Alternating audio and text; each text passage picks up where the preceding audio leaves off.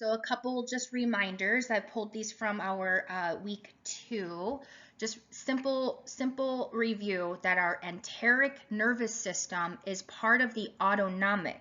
However, the autonomic being parasympathetic acetylcholine and our sympathetic catecholamines, they interplay and overlay with synapses of the enteric nervous system. However, they're lined in the layers of the intestinal tract all the way through. They communicate in a paracrine fashion with their neighbor to coordinate peristalsis and other signaling, but then they're also influenced by, hopefully, what we have is that acetylcholine rest and digest of the parasympathetic dominance during a mealtime. We also need to remember how important the mucus layer is, right? And it's geographically different physiologically on purpose. So we have less mucus in the upper portion of the jejunum where we need absorption, right? Our brush borders. As we get more distally, where we have the commensal bacteria numbers exploding, then of course we develop 2 mucus layers, and we lose those brush border absorptive cells, where the function of the distal bowel, of course, takes on more of your fermentation role and stool formation. And then all the way through, we have to remember that the gut barrier is such an important interface that allows both the nutrients to be coming in, but we also have the GALT, the gut associated lymphoid tissue, in the interstitium and below, where they're surveying the luminal contents and the commensal bacteria. So if we have any obstruction or impairment of the tight junctions, those zona occludens, which make up the barrier, we can end up with overstimulation of the GALT and increased gut inflammation, endotoxemia, and food sensitivities. So making sure that we have mechanisms to restore the tight junctions and or the mucus layers and or the rest and digest are definitely part of our heal the gut. And then remembering how important the specialized enteroendocrine cells are.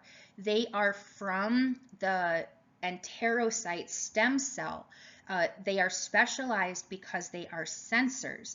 They will react and are stimulated by local changes, distension, pH, macronutrients, for example, fatty acids or amino acids, as well as inflammatory cytokines and those osmoreceptors, pH receptors, then synapse with the vagus nerve and the other afferent spinal nerves.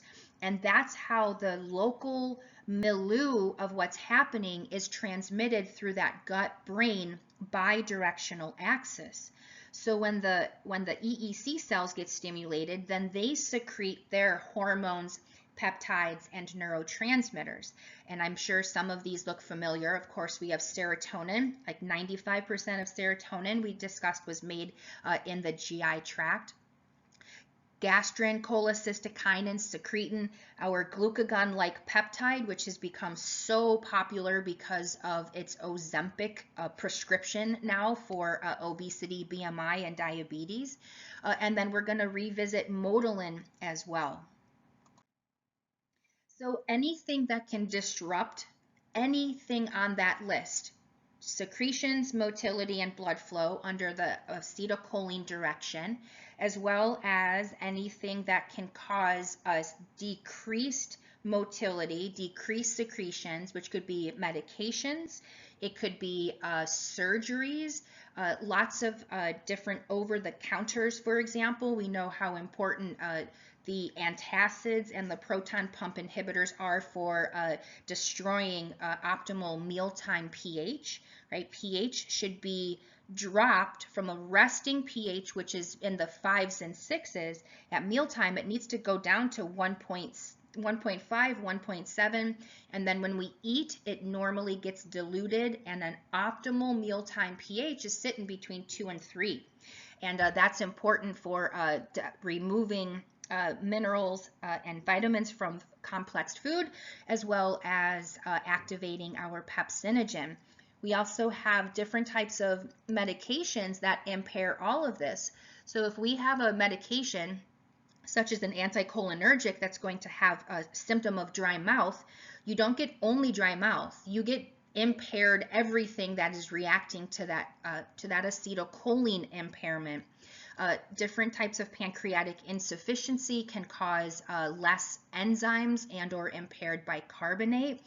We have different problems with impaired bile, and then anything that activates the HPA stress axis excessively is all going to have different impairments, and different people can have their symptoms show up at different sections. One person might have upper bowel bloating, another person might have lower bowel diarrhea. You could have bloating with distension that is visible. You can have bloating without visible distension but severe pain. So no matter how the person clinically presents, we are the doctor detectives that have to find out where in our GI function is the problem, because that's what we're going to support. And then anything that disrupts secretions, motility, and your local like neuropod gut-brain axis and impairs any of these is a very big risk and susceptibility for changing the microbial populations.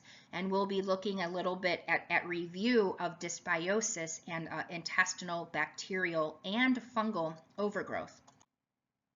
So it's valuable to recall the gut-brain axis and how that relates to the HPA.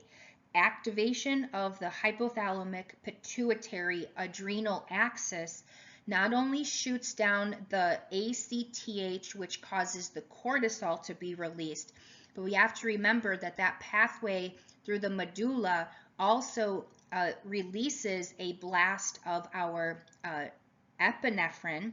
And recall that epinephrine is the systemic catecholamine, whereas norepinephrine is the primary GI.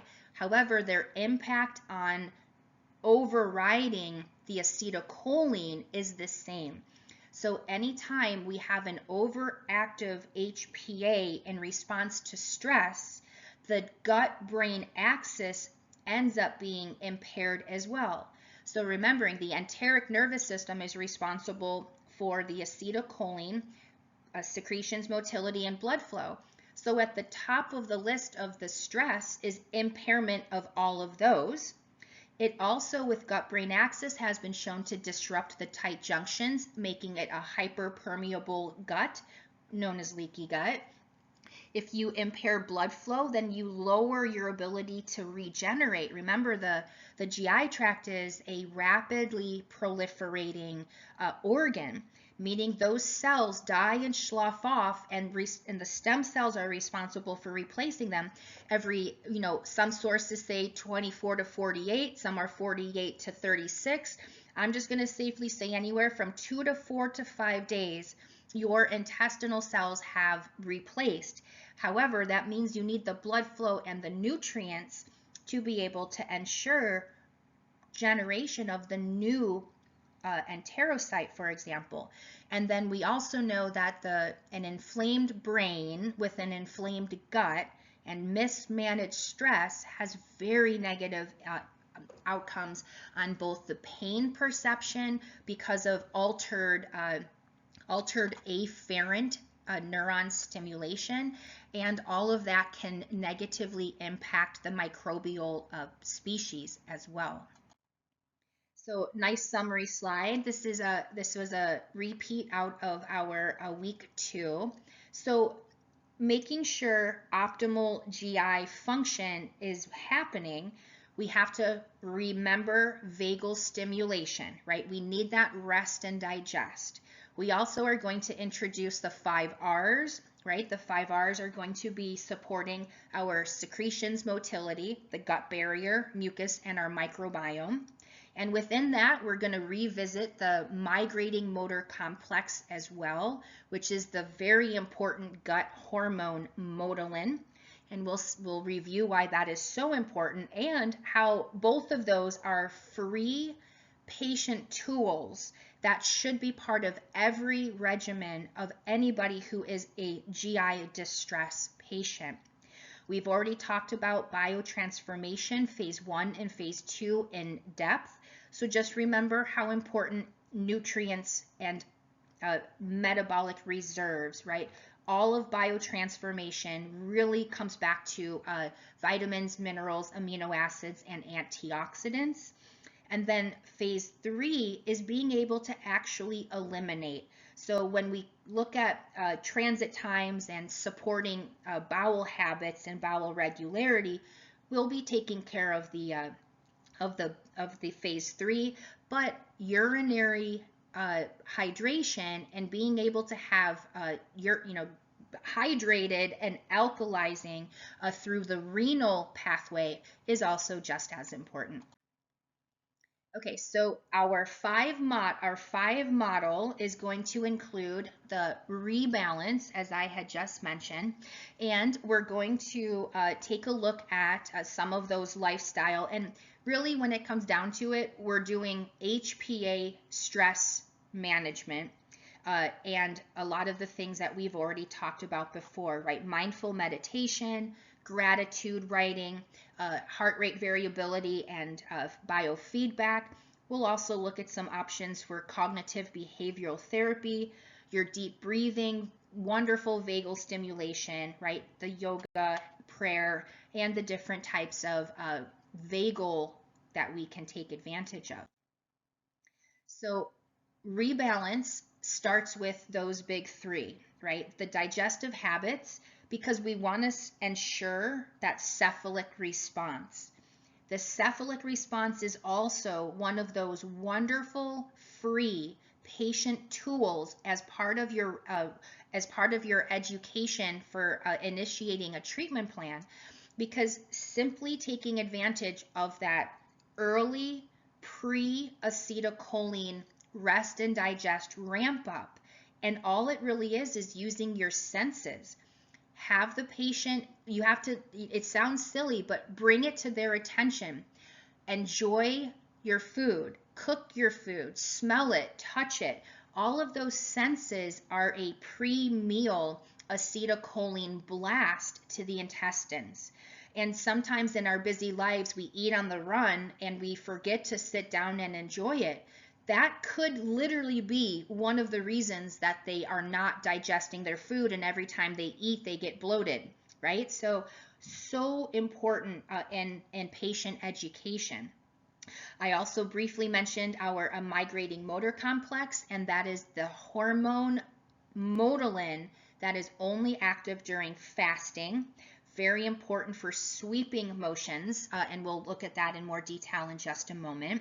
We talked about our vagal stimulation for rest and digest, also very important as a free tool of our patient treatment plans. And then those modifiable factors of meditation, self-care, getting rid of negativity, because all of those are drivers of your gut-brain HPA overstimulation. And then we have that parasympathetic rest and digest, vagal stimulation. Anything that taps along the throat or the vocal cord is going to stimulate the vagus nerve. So you can tell your patient to have ohms if they like that that hum kind of a sound, gargling, singing, actually swallowing in of itself, but that's going to be less of a stimulus, taking advantage of an actual tapping or vibrational activation is going to have a more potent response. We also have to remember that the vagus nerve runs all the way to the splenic flexure, right? That's 2/3 of the large intestine. So you can use sweeping motions and do circular tracks around the navel. And if you tap over the ileocecal valve, you can start to try to release a spasm, especially if they're experiencing cramping and or constipation. Remembering that the ileocecal valve is halfway between the belly button and the ASIS. And then, of course, our cephalic response of just simply taking advantage of enjoying the senses related to food. So when we talk about the vital R repair, we have to recognize that the two big things that we're doing is going to be heal the mucosa and reinforce the gut barrier, those zona occludens. The agents that we are going to use, we can use synergistically with Akkermansia, Saccharomyces boulardii, and the Bacillus spore because they're going to work better together. So we can heal the mucosa with N-acetylglucosamine. I love the DGL, that's your deglycerinized licorice. Mastic gum also serves as a really great mucilage. We're going to highlight a product called tributyrin, which is basically a oral form of the postbiotic butyrate. You can't go wrong with slippery elm and or marshmallow. I use those in a lot of my GI regimens. The aloe inner gel, not the whole leaf, which can be a laxative, the aloe inner gel has a special characteristic sugar called a polymannan, and it also has been shown to have reparative properties in healing the mucosa. And we have to definitely highlight immunolin, which is a dairy-free form of a colostrum, delivering a beautiful array of immunoglobulins, and we'll see how important that is in just a minute. When it comes to support the barrier, we have to go gluten-free. Gluten, when it's digested down to the protein gliadin, directly causes the release and synthesis of a molecule protein called zonulin, and zonulin disrupts our tight junction zona occludens. So if somebody has a positive fecal zonulin or hyperpermeability and food sensitivities, the gluten has got to go, right? Gluten is your wheat, barley, and rye, but remembering wheat processed and milled is our all-purpose flour. So anything baked that is not a gluten-free product is also, unfortunately, delivering gluten and causing gut disruption. In addition to the disruption, it's a very potent pro-inflammatory agent. We also have glutamine and zinc carnosine. However, we can't forget how negative the NSAIDs, right, our ibuprofens and Aleve, how bad they are to our digestive lining. So if we can substitute our natural anti-inflammatories and natural immunomodulators, these do the same thing. They decrease PLA2, they decrease COX and LOX, and that's exactly what ibuprofen does. So we need to get our patients off of their NSAIDs and get them onto a natural anti-inflammatory. And you'll see I do that with my pain patients. Okay, so we're going to just emphasize a few of these products as we wrap up our repair of our 5 R's. And already had mentioned butyrate, our postbiotic short-chain fatty acid, as the end result of the fiber fermentation process. So not only does it feed the colonocytes for a healthy colon, it also improves the gut barrier mucosa, serves as an anti-inflammatory and as a signaling molecule, as I had mentioned. We do know across almost all IBD patients, they notoriously have low butyrate, and they are low in the fecal prosnitzi, which is the primary butyrate secretor. So what we can use is this beautiful product called tributyrin.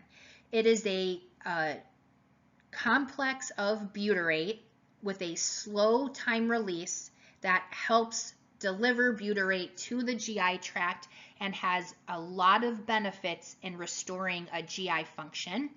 We can use NAG, N-A-G, N-acetylglucosamine. This is a special type of sugar that is highly expressed in some of our mucus. It's also in joints and other areas of the body as well, but it has direct effects on supporting the mucus layer and the gut lining. And then we can't forget glutamine.